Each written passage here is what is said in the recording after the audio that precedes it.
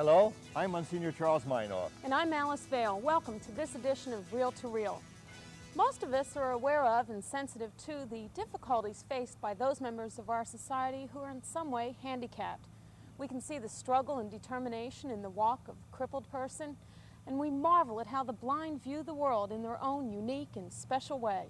But with deaf persons, it's different. There are no outwardly visible signs of this affliction.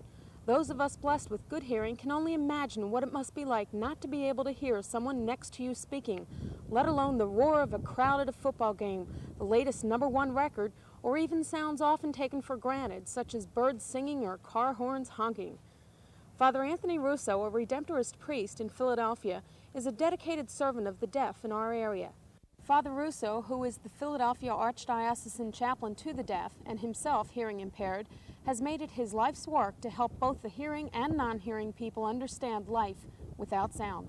And we'll visit Father Russo later. Thanks, Alice, but first we'll go north to New York City in the South Bronx, and there meet the Missionaries of Charity, the sisters with whom Mother Teresa is a member. The sisters have a house of formation there where the young sisters go for the first 18 months of their training. They also care for the neighborhood and provide soup kitchens, visits to hospitals, teaching catechism, and visit the homes. We'll have an opportunity to meet as well the co-workers of Mother Teresa, who are a group of people of all denominations dedicated by spiritual life and generosity to assist the Missionaries of Charity and Mother Teresa.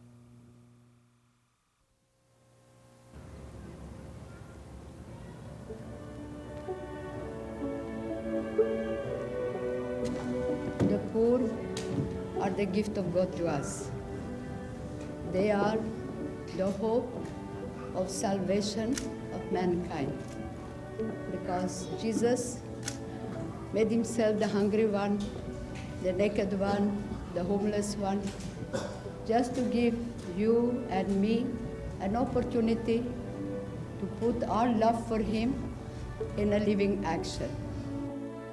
Mother Teresa has been a Roman Catholic nun for the past 50 years.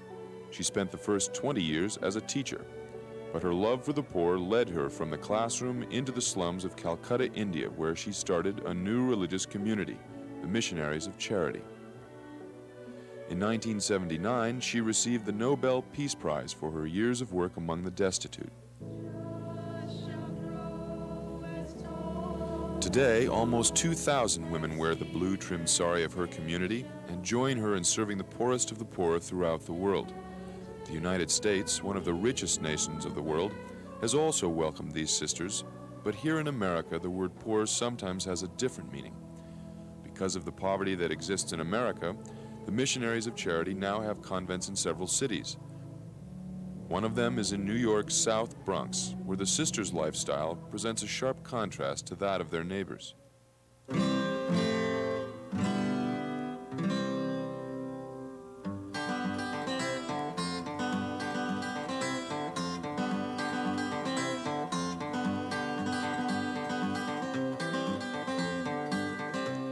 While most of their neighbors are still asleep, the sisters rise at 4:30 a.m. to begin their day with meditation and Mass. We may please you by our thoughts and love you and our brothers and sisters.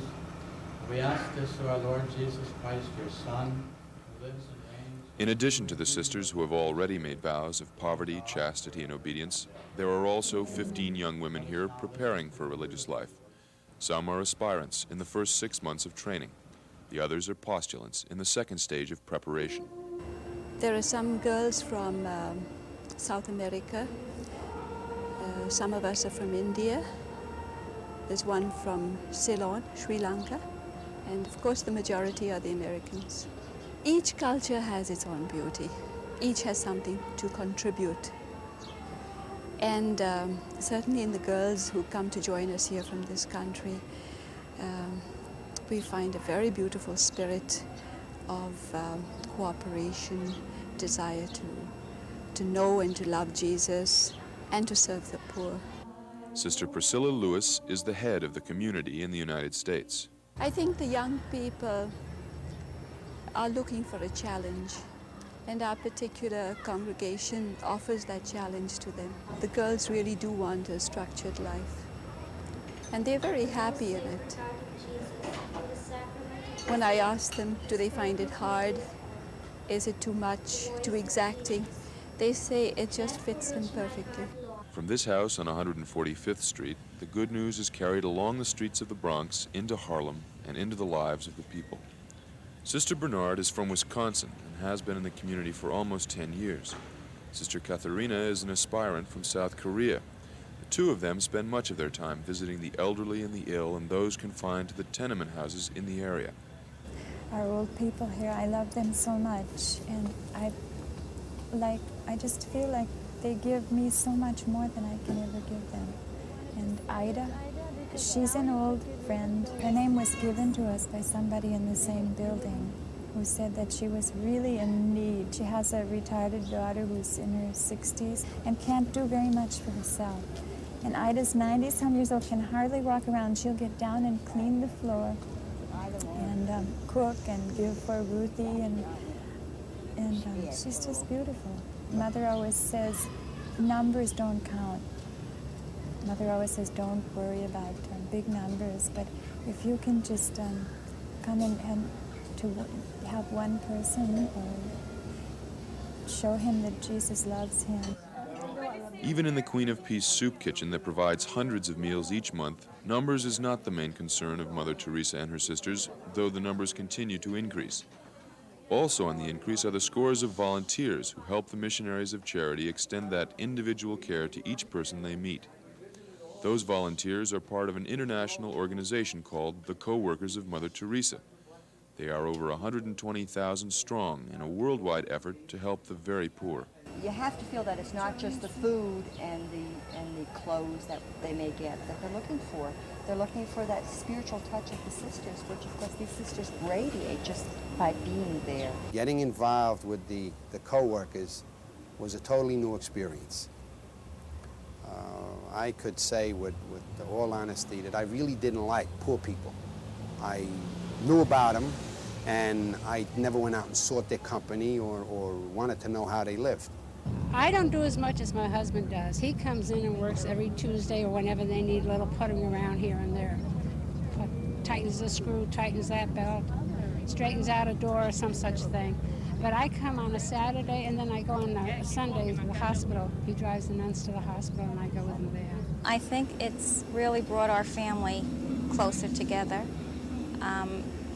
Not so much that my children come down here, but they are aware of that there are other people in the world besides people who live in Crestwood, New York. We read Mother Teresa's book. We fell in love with her, and we got involved really through the book, and our love for Mother Teresa, who is a fantastic lady. There's just more joy in my family, and much more joy in myself. Working down here with these poor people is, what she says is true. You see the face of Jesus Christ in all these poor people, and they're very beautiful. How beautiful on the city streets are the lips of those who speak your peace. And how beautiful on the mountaintop. Lily Mae lives in Harlem, across the river. It's about a rosary when we walk over it. We measure by rosaries. She's given me so much more. I don't think I ever could give her what she's given me, because she's a woman who's suffered just so much. She has such terrible arthritis, and we almost lost her about a year ago. She was quite bad, we thought. But the sisters have known her almost since they came, because the sisters went to Harlem in the beginning. She has such faith and hope and love in Jesus. She prays to him, she talks to God like she's talking to a friend. So the sisters visiting the shut-ins, for instance, they find when they go in loneliness, pain, a longing for their own people who've moved on. But at the same time, the sisters come away enriched, because through it all they sense such a deep faith, such a deep trust in God. The people we are working with, in whom we see Jesus, and whom we serve, are really a very beautiful people. And we gain so much from working with them. serving them. And so let us thank God for this great gift to New York. And I think also to thank Him for all the beautiful places around the world where Jesus has given us this gift of loving Him, serving Him, taking care of Him in the distress in disguise of the poor. In a world of continuing depersonalization and social apathy, it is encouraging, indeed comforting to know that the missionaries of charity and the co-workers of Mother Teresa are still following in the footsteps of Mother Teresa, and as they walk, are able to see Jesus in all they meet.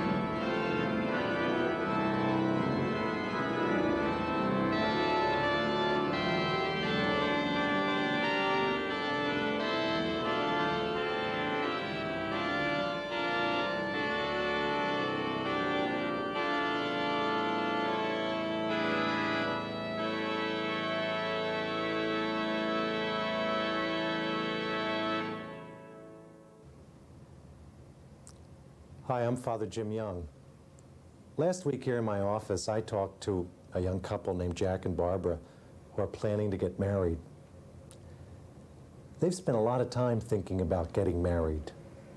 They've known each other for several years, and they'd just finished a marriage preparation course. They talked about all the important things that I think a couple need to consider before they get married: children, career, work, sexuality, communication, money. And yet, they're still worried about getting married. They still feel cautious about what they're getting into.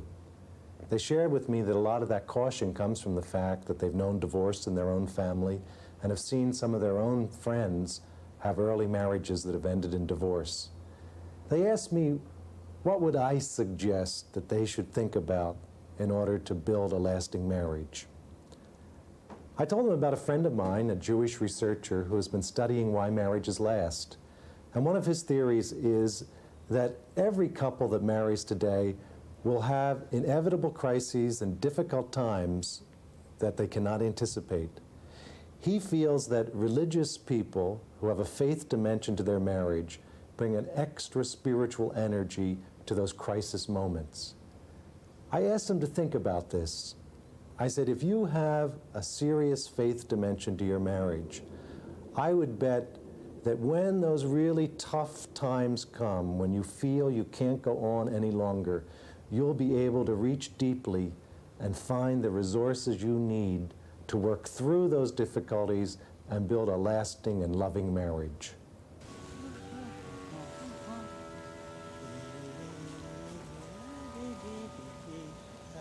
"52 years ago, Mr. Evan Sholl, now 81, came to Washington with a $1,500 debt and an idea.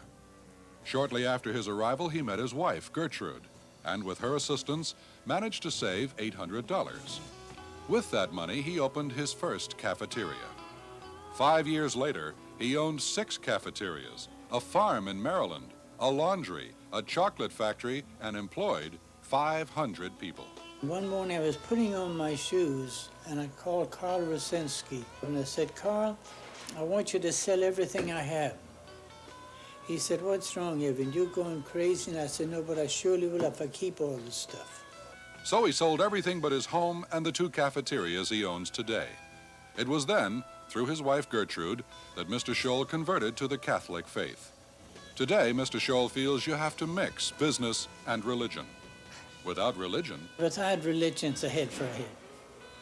With the religion, you got a heart for a heart. Good morning, good morning, good morning. He visits his cafeterias frequently and is always received with open arms. Oh, no. See, they spoil me. What Mr. Sholl offers is a Christian atmosphere in a business world.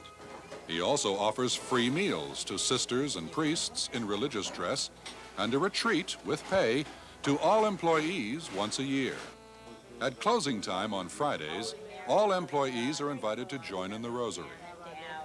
Hail Mary, full of grace, the Lord is with thee, blessed art thou amongst women. His employees and his customers are testimony to his accomplishments, many of whom have patronized his cafeterias for over 30 years. So Mr. Sholl stays in business for 3 reasons. I'm in business for the employee, the customer, and the man I buy from.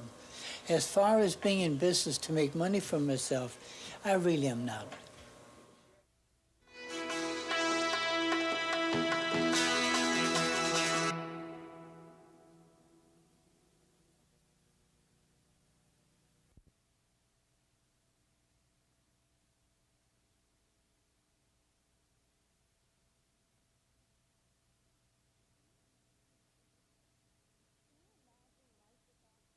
Can you imagine life without sound, never hearing a robin sing or the laughter of children? It's a life very few of us can understand. Father Anthony Russo not only understands life without sound, but he has made it his life's work to help the hearing and non-hearing understand as well. Blessed are you, Lord, God of all creation. Through your goodness, we have this wine to offer, fruit of the vine and work of human hand. It will become our spiritual drink. So many ways to show someone you care. It was 15 years ago that the Redemptorist Fathers first sent Father Anthony Russo to Philadelphia. Since then, he's been a priest, counselor, teacher, and friend to hundreds of deaf people in this area.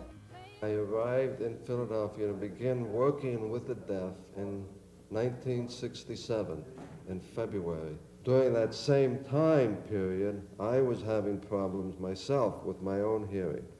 So I had surgery on the left ear, and it failed. And my own hearing went down. It just became worse and worse and worse. At that time, did you know sign language? No.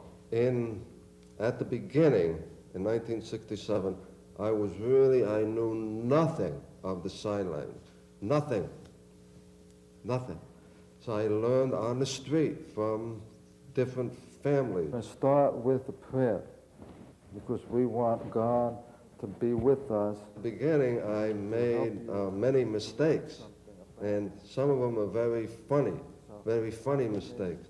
For example, at the Mount Airy School, at the Pennsylvania School for the Deaf, one time, I was trying to encourage the boys to go to confession. So I said, all right, all you boys, it would be wonderful for you to go to confession.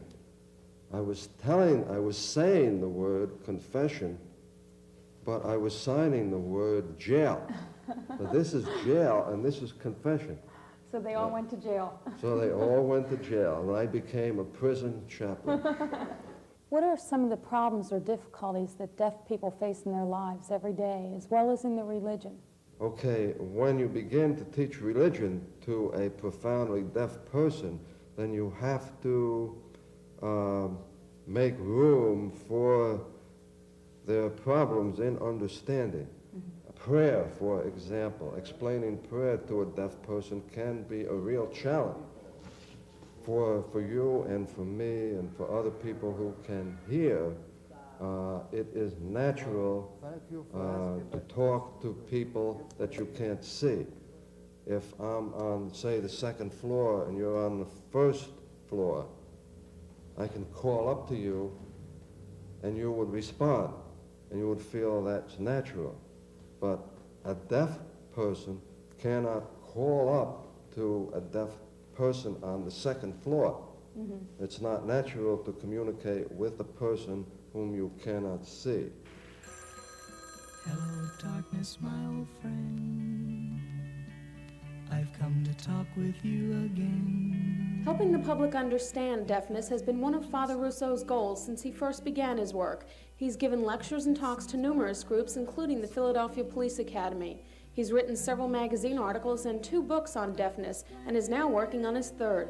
Perhaps most important, he counsels and advises both hearing and deaf people about this handicap. The sound of silence. Life in general is a challenge because of all of the major handicaps in America. The one that is understood the least is deafness. Maybe that's because deafness is a handicap that you cannot see. It's an invisible handicap. You simply cannot see all the damage. And so if a deaf person is walking out on the street and you pass them on the street, you wouldn't even know that it's a deaf person unless that deaf person is talking with a deaf friend using the sign language. Then it becomes clear that both of them are deaf. So because it's really an invisible handicap, I think that the general public does not fully understand the handicap.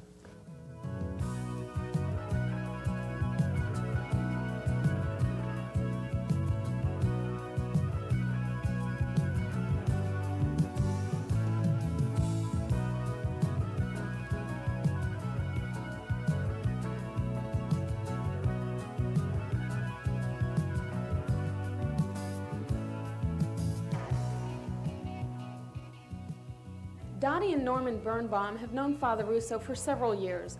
Both Dottie and Norman can hear, but their 14-year-old son, Stephen, is deaf. Stephen attends monthly religious instruction with Father Russo. Even though Father Russo and I are not of the same religion, Father Russo has helped us greatly.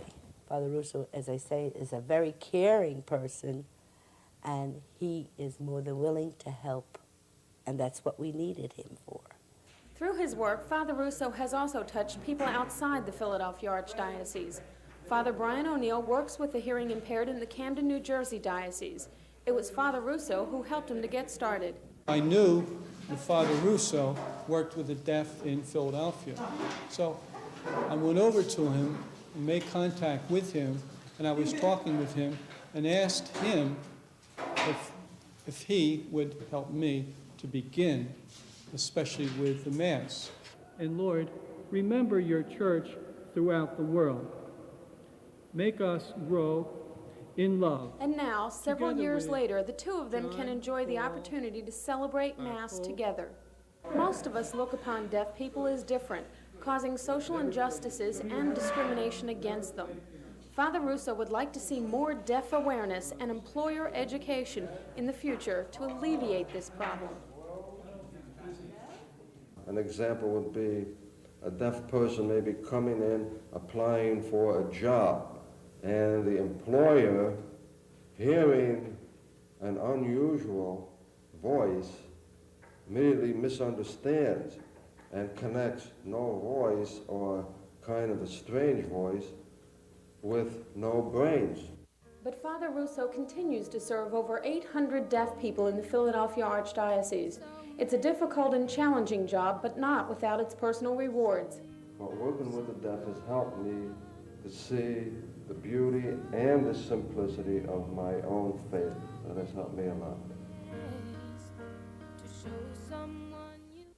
In the early 1950s, Anthony Russo came to Philadelphia with a degree in engineering and the intention to someday become a husband and a father. Obviously, the Lord had other plans for him. And after seeing Father Russo's work with the deaf people, I'm sure that you can understand why this special man has chosen to work with these special people.